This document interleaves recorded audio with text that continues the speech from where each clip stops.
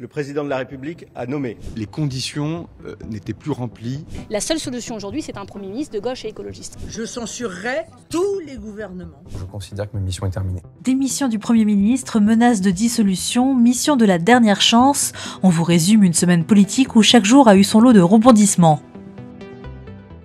Madame Elisabeth Borne, ministre de l'Éducation nationale. Monsieur Bruno Retailleau, ministre de l'Intérieur.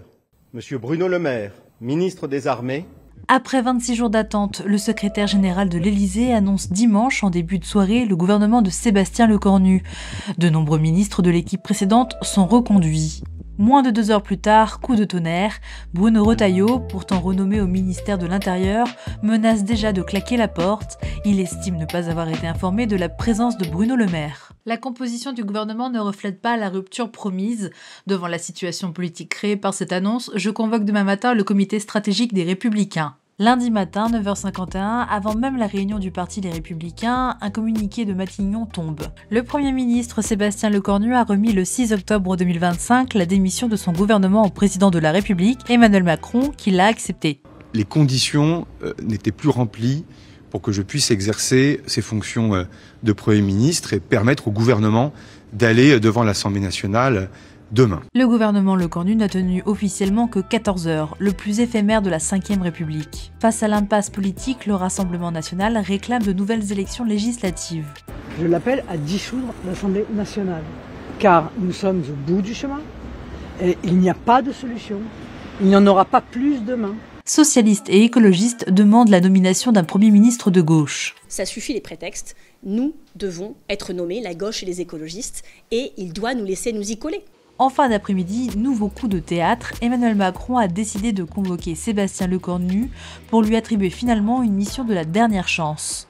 Le président de la République a confié à M. Sébastien Lecornu la responsabilité de mener, d'ici mercredi soir, d'ultimes négociations afin de définir une plateforme d'action et de stabilité pour le pays.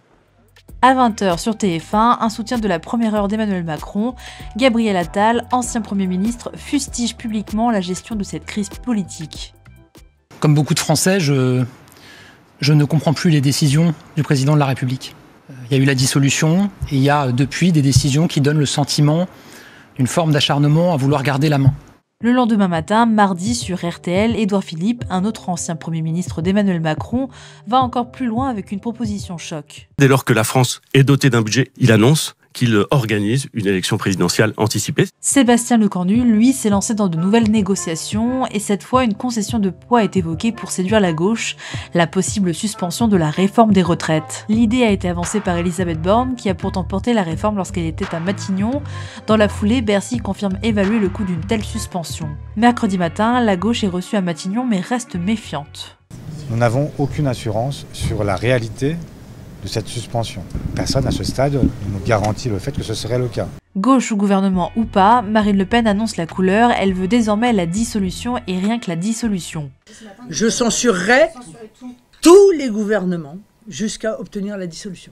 Parce que je considère que chaque nouveau gouvernement est une manière de contourner la volonté populaire. Mais à l'issue des discussions qu'il a menées, Sébastien Lecornu assure qu'une majorité peut encore se dégager. Il y a une volonté d'avoir pour la France un budget avant le 31 décembre de cette année.